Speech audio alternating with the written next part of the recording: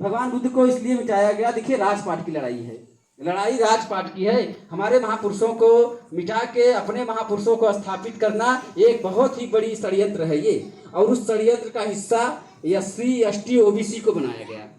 SC ST OBC के कंधे पे बंदूक रख के मनुवाद की विचारधारा को देश में चलाया जाता है। ये विडंबना है। जब एससी एसटी ओबीसी को हक, कानूनी अधिकार या कुछ भी उनके ऊपर विपत्ति आती है तो बाबा साहब के कानून की तरफ भागते हैं। और जब वो खुशहाली में जिंदगी जीते हैं, अपनी जिंदगी से जो लचर जिंदगी है उससे ऊपर उठ के जब जीना शुरू करते हैं तो देवी देवताओं के चौखट चूमते हैं। ये विडंबना है हमारे देश की। और इस विडंबना का सबसे बड़ा श्रेय मनुवादी विचारधारा को जाता है, क्योंकि उनके जितने भी राइटर हुए, जितने विद्वान हुए, जितने प्रोफेसर हुए या जितने भी लेक्चरार हुए, उन्होंने अपनी व्यवस्था को कायम रखने के लिए मजबूती से जमीन पे काम किया और सबको हिंदूवादी चोला पहना के घुमाते हैं वो लोग। इसका पॉलिटिकल फायदा भी उठाते हैं और धार्मिक फायदा, राजनीतिक फायदा, धार्मिक फायदा भी। उनका धर्म भी चलता रहे और हमारी राजनीति भी चलती रहे। और इसी धर्म और राजनीति के बीच में हमारा दलित समाज एससी एसटी ओबीसी पिसता जाता है। एससी एसटी ओबीसी के पास कितनी जमीनें हैं हमारे देश में, कितनी नौकरियां हैं उनके पास। अगर हिंदू धर्म में हैं वो लोग, अगर माना जाता है भाई हिंदू धर्म का हिस्सा, तो वो लोग कितने पुजारी पंडा बने, इस पे कभी कोई विचार नहीं करता। आपसे सच बता दूं, अगर बाबा साहब का भारतीय संविधान ना रहा होता तो और जातियां बनाई जाती। एक दो जाति नहीं, गाड़ी चलाने वालों की ड्राइवर जाति, ये ड्राइवर है भैया ये जात वाले। और जैसे कंप्यूटर, मतलब जो भी काम है सब काम को जात के आधार पर बनाया गया। वो लोग बनाए थे, 6743 जातियों में बांटा गया। उस 6743 जाति को बाबा साहब, परम पूज्य बाबा साहब ने 3 समूह बना दिया। भारतीय संविधान में 3 समूह में वर्गीकृत कर दिया, एससी एसटी ओबीसी। मतलब जो जिस आधार पे आगे पीछे अपने आप को डेवलप किए थे, बाबा साहब ने उन्हीं समूहों में सबको रखा।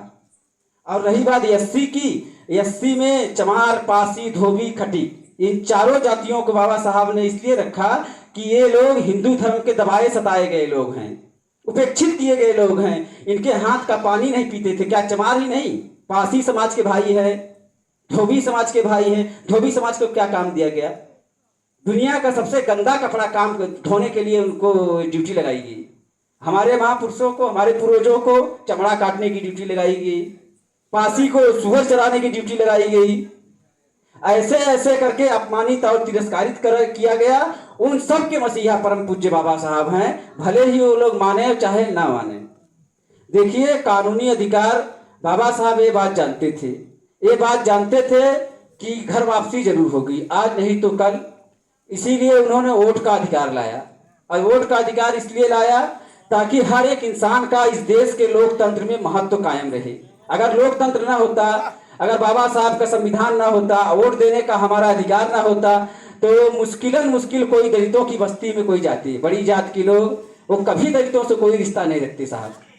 ये वोट का अधिकार राजा बनाने का बात है, ये मैटर है। इसीलिए परम पूज्य बाबा साहब ने जब देखा भारतीय व्यवस्था में उनके समाज को अपमानित तिरस्कारित किया गया, उन्होंने धर्म को छोड़ने का ऐलान कर दिया। और वो अकेले धर्म नहीं छोड़े थे, परम पूज्य बाबा साहब के तीनों गुरु वैज्ञानिक दृष्टिकोण के और तर्कवादी महापुरुष हुए। पहले गुरु भगवान बुद्ध हैं। 500 ईसा पूर्व भगवान बुद्ध आए थे। भगवान बुद्ध ने मानव मानव एक समान का नारा दिया। भगवान बुद्ध ने कहा कोई जाति, कोई धर्म बड़ा या छोटा नहीं है, सब सिमिलर है, सब बराबर हैं। कौन होता है किसी को बड़ा कहने वाला, किसी को छोटा कहने वाला? कौन है भाई वो जो हमको बड़ा कहता है, आपको छोटा कहता है, तलवे चटवाता है, गुलामों की तरह रखता है, घर आने पे आपको तिरछा की नजरों से देखता है? क्या हम लोग इंसान नहीं? ये भगवान बुद्ध का नारा था। भगवान बुद्ध को मिटा दिया गया। इसके बाद उदय होता है महात्मा कबीर साहब का, बाबा साहब के दूसरे गुरु। कबीर साहब के जो वैज्ञानिक विचार थे वो तार्किक थे, प्रासंगिक थे, और आज भी तर्क की कसौटी पे खरी उतरती है। देखिए, पत्थर पूजे हरी मिले तो मैं पूजूं पहाड़। भगवान बुद्ध कहते हैं अगर पत्थरा पूजने से भगवान मिलता है तो पहाड़ की न पूजा जाए। और टोपी पहने अल्लाह मिले तो मैं ओढ़ूं तिरपाल। अगर टोपी पहन के अल्लाह मिलता है तो मैं तिरपाल ओढ़ के जाता हूँ मस्जिद में नमाज पढ़ने। तो भगवान जो कबीर साहब थे, बाबा साहब ने उनको अपना दूसरा गुरु माना और जब इतना विद्वान आदमी जब 3 गुरुओं को रिप्रेजेंट करता है, तीनों गुरुओं की विचारधारा जो भारत में निस्ता नाबूद कर दी गई थी, बाबा साहब ने फिर से उनको जिंदा किया। अब यही जान जाइए साहब, अशोक के बाद भारत में भगवान बुद्ध को खत्म कर दिया गया। अगर शायद बाबा साहब बौद्ध धर्म की दीक्षा न लेते तो आज दलित समाज भी बौद्ध धर्म की तरफ कभी नहीं जाता, क्योंकि बाबा साहब ने वो मार्ग दिखाया। इतने बड़े ज्ञानी विद्वान आदमी थे, पूरी दुनिया की किताबों को पढ़ा, गहनता से जाना और हम लोगों को बुद्ध की तरफ अग्रसर किया। हम लोग नए जरूर हैं, अभी नई नई शुरुआत है, मान लीजिए हम लोग नहीं सुधर पाए हैं या कुछ डिस्प्लेशन है, तो हमारी आने वाली पीढ़ी को हम लोग नए ट्रैक पे लेके जाएंगे और बुद्ध के विचारों को चलते हुए सामाजिक ताना बाना को मजबूत करेंगे। इन्हीं सब बातों का, हाँ, एक और तीसरे गुरु की भी मैं चर्चा करना चाहूँगा, महात्मा ज्योतिबा राव फुले। महात्मा ज्योतिबा फुले बाबा साहब के तीसरे गुरु बने। बाबा साहब ने उन्हें अपना तीसरा गुरु स्वीकार किया। महात्मा ज्योतिबा फुले का जन्म महाराष्ट्र के पूना में 11 अप्रैल 1827 को होता है। महात्मा ज्योतिबा फुले 1848 में गुलामगिरी नाम की किताब लिखकर पूरी दुनिया में तहलका मचा देते हैं। उन्होंने मनुवाद को चैलेंज किया।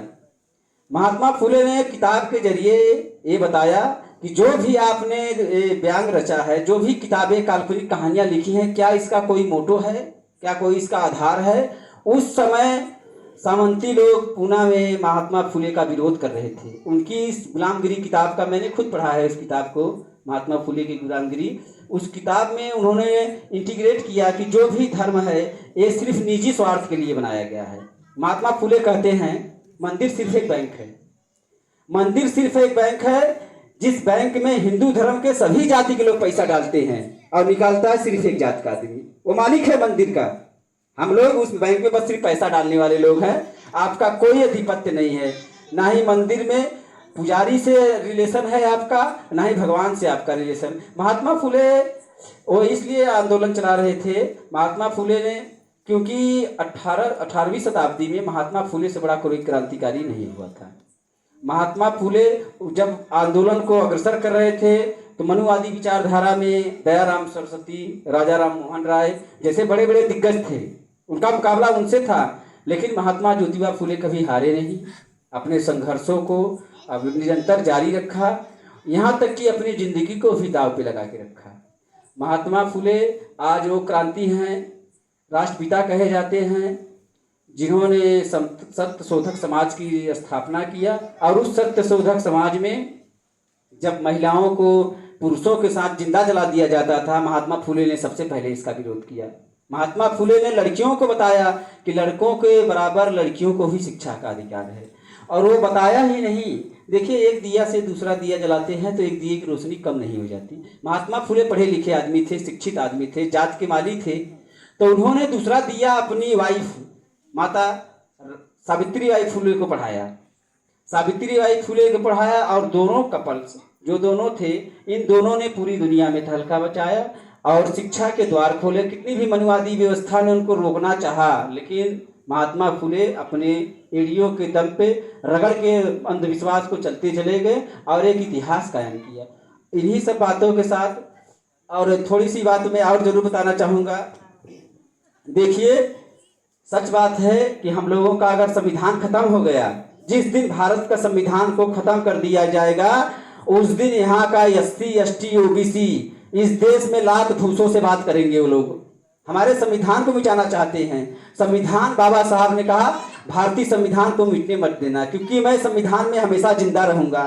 तो हमारे समाज के जो भी लोग हैं, खास तौर से SC समाज के, और ST समाज में भी चमार समाज के लोग जो हैं, वो लोग संविधान के प्रति प्रतिबद्ध हैं, लड़ाई लड़ रहे हैं बेचारे। संविधान को मिटने नहीं दिया जाएगा, क्योंकि संविधान मिटेगी तो गुलामी तय है। और वो गुलामी जो महात्मा फुले बताते थे कि अंग्रेजों से बदतर गुलामी है। महात्मा फुले ने अंग्रेजों का विरोध नहीं किया।